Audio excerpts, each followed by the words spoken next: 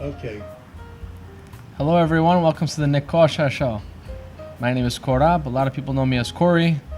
We're in the beautiful Bellagio in Cheshire, Connecticut, and we're here to do a little interview, me and Nick together, and we're going to talk about what we do here, what we're inspired by, and what makes us do this for a living. So, first, today's a beautiful day. It's a Monday.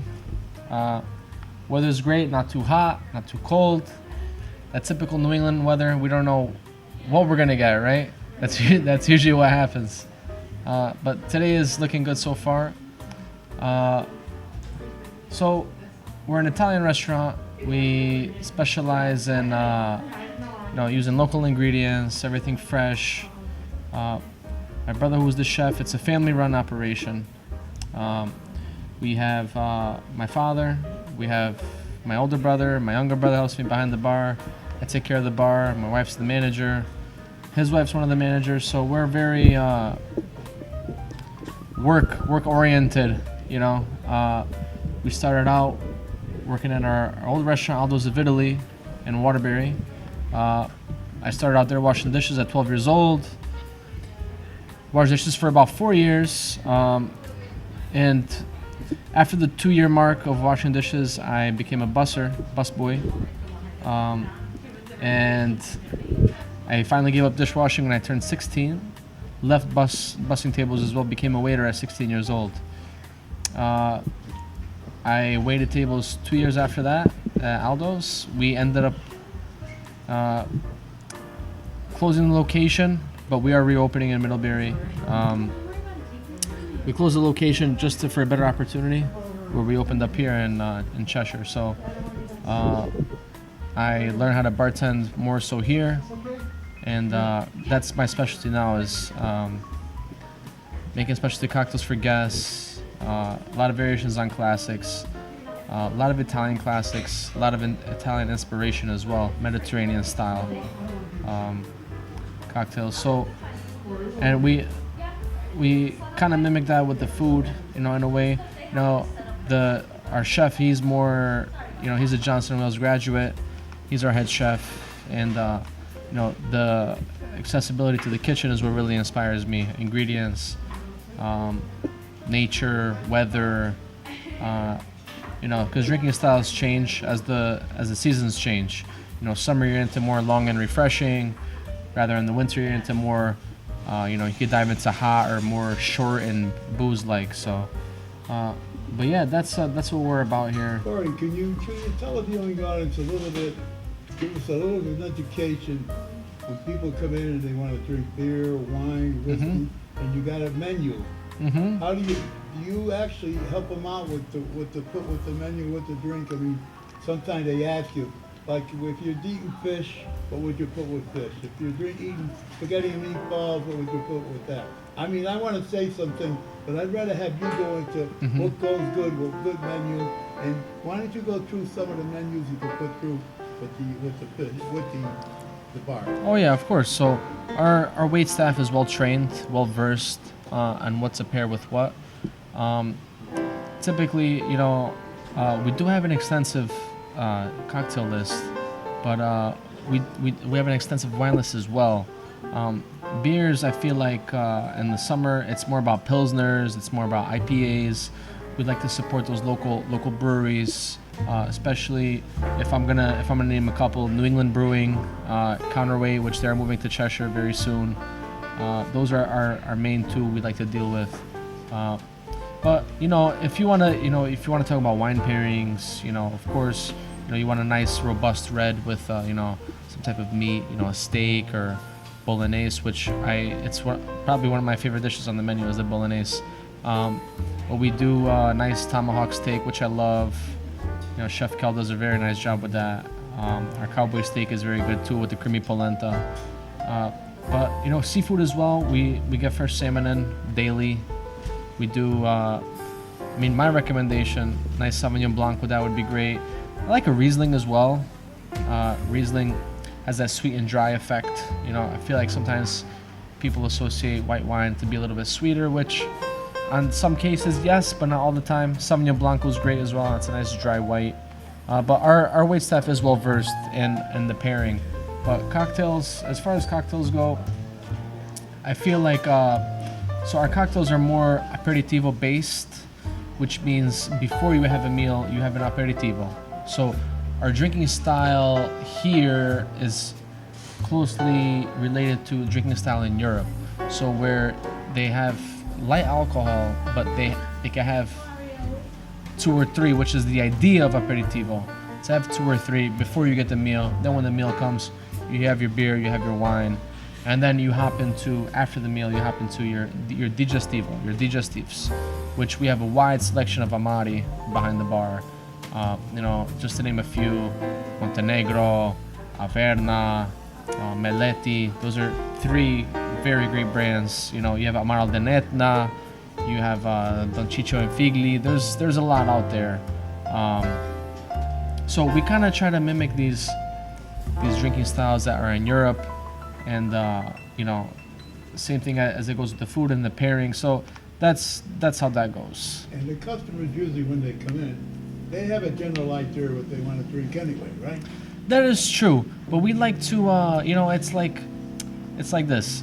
Let's say, for example, a gin and tonic. You could get a gin and tonic anywhere you go. It doesn't matter if you're here, if you're somewhere else.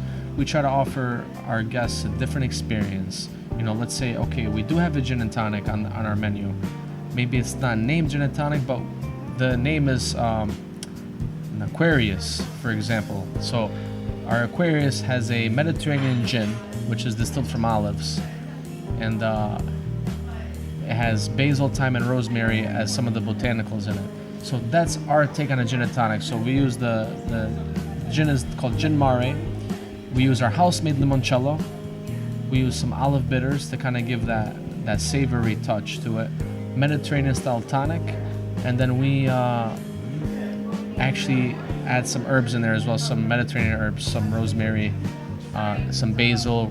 We'll use shiso leaves. Another little addition to it to give it that little Italian touch, which is what I love to do with the drinks, because we are an Italian restaurant overall. We have something called Italicus Rosolio, which Rosolio is very, I don't want to say ancient, but it came before Rosolio. The category came before these bitter aperitivos like Campari, Aperol, and it was forgotten and lost. But it came back as the time has continued. So that's one example, So people generally, yes, do they know what they want to drink before they come in? Yes, but we kind of try to push you in other ways to kind of elevate our guest palates in a way. Well, that brings me to the next question. When people are ordering from the phone, they want to come in and take reservations. Mm-hmm. You kind of ask them when you're coming in, help them walk, you bring in some kids, just to give you an open door to who kind of guests you're getting, so you're prepared for that. Oh yeah, I mean we're prepared. We know where our crowd is. We get a lot of families. It is a small town, so there's a lot of families. We cater to a lot of kids. We have a kids menu. We make it affordable. We're not like you come in and we're gonna hit you with $80 for a meal, which is not realistic. This isn't New York City, or So we keep it affordable, and we keep it accessible, and we try to make it like stuff that people want to eat on a daily basis. So because we do have a lot of regulars, that's another thing. We have people come 3-4 times a week, 5 times a week. So we make it stuff. We make our food that, hey, one day I want a salad, one day I want a chicken dish, another day I want a fancy steak. That's our style. And what are your schedules? What are your hours? So we're all. I'm sorry. Go ahead. What are your schedules? What are your hours? And kind of like you serve 4 times a day. I'm just asking this question. Mm-hmm. You correct me if I'm wrong. But like, let's say you start at 12 noon and you finish at 11 o'clock at night. Did that break you up for four different settings maybe? So I mean, we do lunch and dinner. We're open 7 days a week. We open at 11 o'clock. We close at 10. But to prep for the lunch shift, a lot of us are here at 8:30, 9 o'clock to prep for, because we're open at 11. Then we close at 10. We're still prepping for the next day after 10. So we honestly, we work about 16-hour days, 7 days a week. We work very hard. and we love what we do. We love what we do, and we just hope that the people appreciate it. Well, that's another thing too. The preparation, the ordering, to know what you want, to know what the customers want. Is every month different, every week different? Because you got holidays come up, you got different things to throw you a curveball. How do you know how to adjust what to order? So I mean, you go week by week. As the seasons change, of course. Like let's say right now in the summer, people are into a lot of lighter style dishes. They don't want something really heavy. So we offer different specials. Even like the cocktails changed as well. I follow the kitchen. The kitchen is my main. Let's say like the lead horse. And if I see the kitchen is starting to switch into lighter style stuff, I'll do the same thing on my end.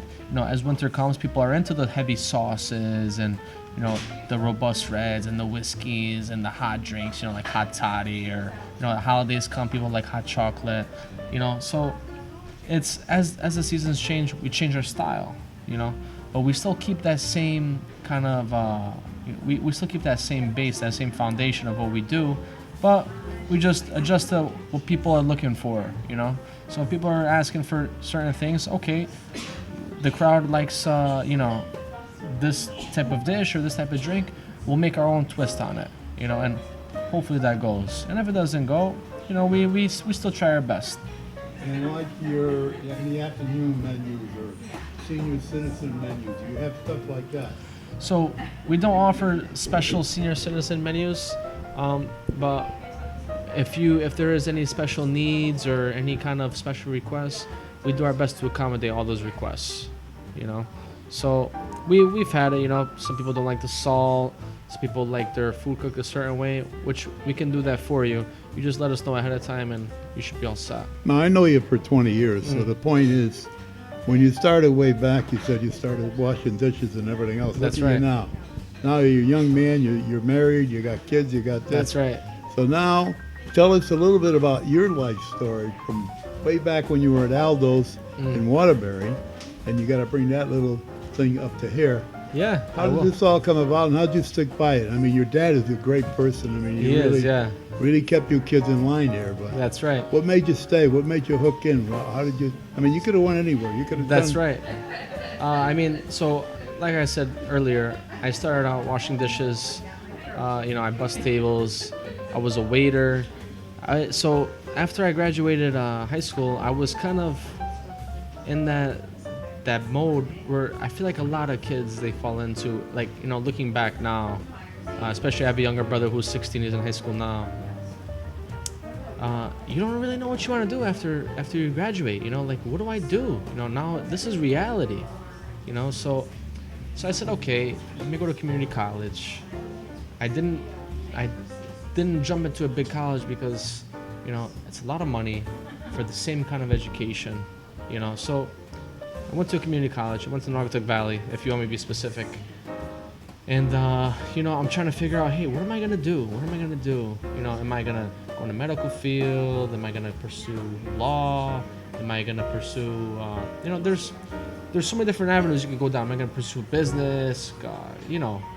Computer engineering? There's so many avenues. So, but you have to think, like, what can I do? Like, the career you choose, right? Am I going to be okay waking up and doing this for the next 30 years? And I thought about that every single day. My my original dream is I wanted to be a professional soccer player, which my soccer skills are okay, but wasn't good enough clearly to be a professional. So, time went on. I got my associates at Naugatuck Valley. And I said, okay, let's do something medical, because then you start to think like, okay, I have to do a job that people you're gonna need tomorrow. It's like, okay, you go to like a human, right, grows hair. I need to get a haircut. I gotta become a barber. People gotta eat. I gotta be in the restaurant. So, but I was still working in the restaurant as time went on, and the more I went on, and the more I realized it was like, all this schooling is just, it's not for me, And I was serving tables at the time, and I was making drinks. Well, I was making drinks to a point where it was simple, you know. And I always used to tell myself, I used to say, I wish I could just make drinks on a daily basis, and I would be happy, you know. And the time came, I got accepted into a couple of nursing programs, and because that's what it led to, you know. I went medical.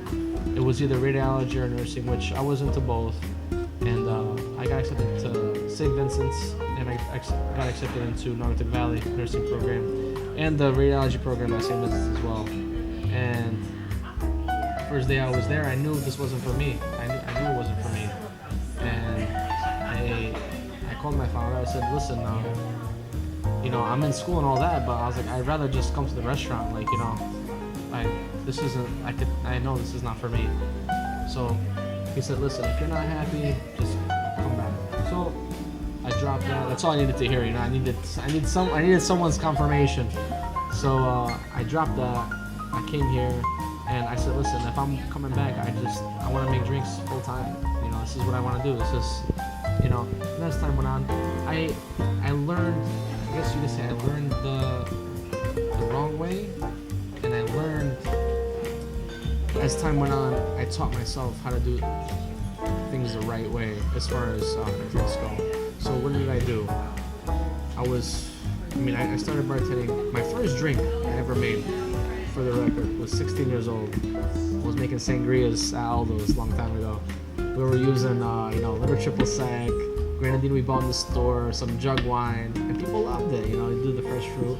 But I've elevated it so much since then, you know, to a point where people are coming back just for that, you know. So, back to the story here. So I was coming back to work full time here in the restaurant. So I said, you know what, I really want to, you know, I need to learn more about this. I need to learn about history. I need to learn about distilling. I need to learn about infusing, how to make syrups, and just picked up a bunch of books, you know, that were, you know, credited, you know, that were worthy of reading, you know, studying them, time on, and, you know, just, that's all I wanted. I was just hungry for information, you know, and the more I was reading, it was pretty much just, you know, your practice and study and practice. That's what they say. So studying day and night, coming to work and putting it to use, you know, and, you know, trying out different things and seeing what works and what goes good together. Buying books talking about flavor, talking about texture, talking about aroma, you know, a lot of these things come into play when you talk about drinks. It's all started with food, you know. Drinks have became a thing, 2007, 2008, but it was a big thing in the 1800s, you know, where people were, you know, someone named Jerry Thomas, who, if it wasn't for Jerry Thomas, there'd be no cocktails today. You know, talk about guys like Del DeGraw, Gaz Regan. You know, you look up to guys like this who they've done this, they've been in the game, and, you know, they're putting on young guys that we need more bartenders out there. And one of my goals is to, you know, kind of make people realize that this is a career. This isn't just, you know, hey, listen, you know, just give me a beer and a shot, which is okay, you know, if that's your go-to. But there's more to it than that, you know. And I enjoy it, you know. So as time went on, I studied, I practiced, I started becoming better. People were appreciating more. They come and ask me questions. Hey, wow, you know, this is great what you're putting out, and gave me confidence. Go out there and compete against other bartenders locally, and I found success in that. I won many competitions, you know, to a point where I'm confident enough to go international. And you know, this is a passion of mine. I love putting it out there. I love being busy. Well, you're like your dad. From when I know you guys the last 20 years, what I see with you, your dad, and your brother, your dad must have had a lot of influence on you, and he loved you.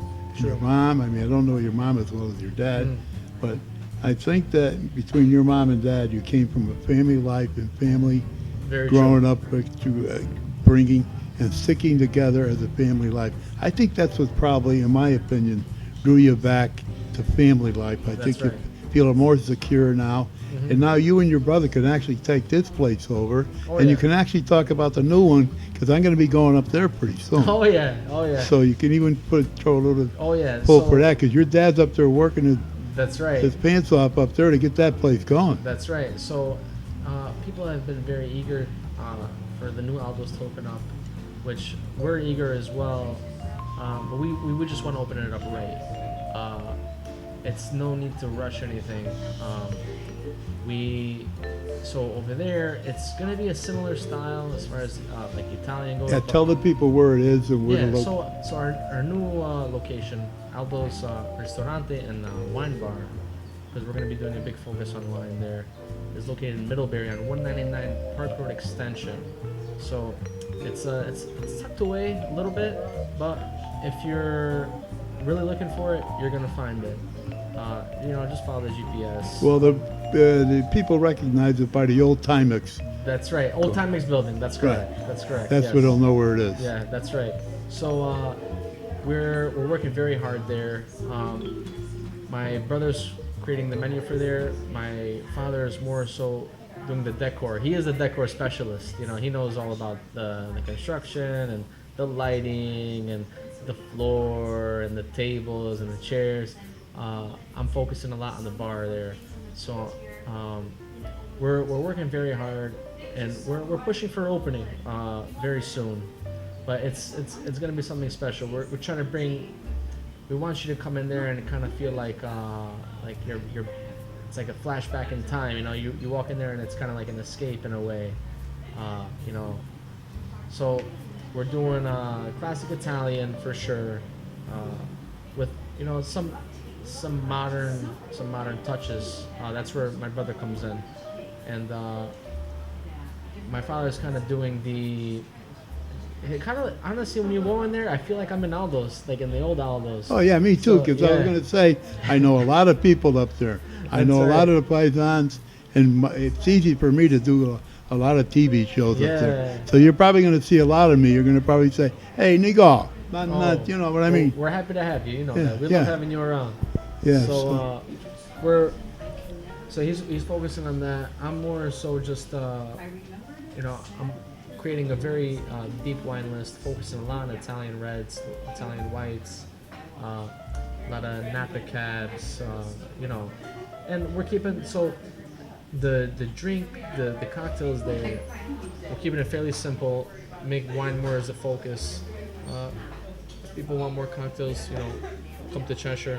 If you want more wine, we'll go over there. Even though, we do have an extensive wine list here, but there is the wine bar, so we're going to be offering a lot of a big selection on wines, and we're also doing an outdoor seating area there as well, which we found a lot of success in, especially recently with COVID. Everyone wants to be outside, which is understandable. So we're pushing for opening very soon. Now, what kind of a hours are you going to have up there? You can tell a viewing audience. We haven't actually set the hours in stone yet, but it seems like it's going to be the same. Either 11 to 10, 11 to 11. We're looking to do a lot of live bands there as well. Because it is more of like a bigger bar area. So time will tell as far as how long we're going to go with hours, and what kind of bands we'll bring in. We like nice live jazz is nice, so we'll see how it goes.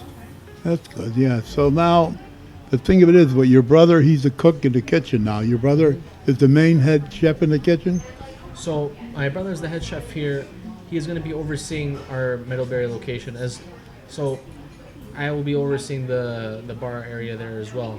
We do have our people set there that will be, they'll be in charge, and we'll be in close contact and have we have good relationships with these people, as speaking now. So it's just a matter of keeping everything in line and keeping that quality up.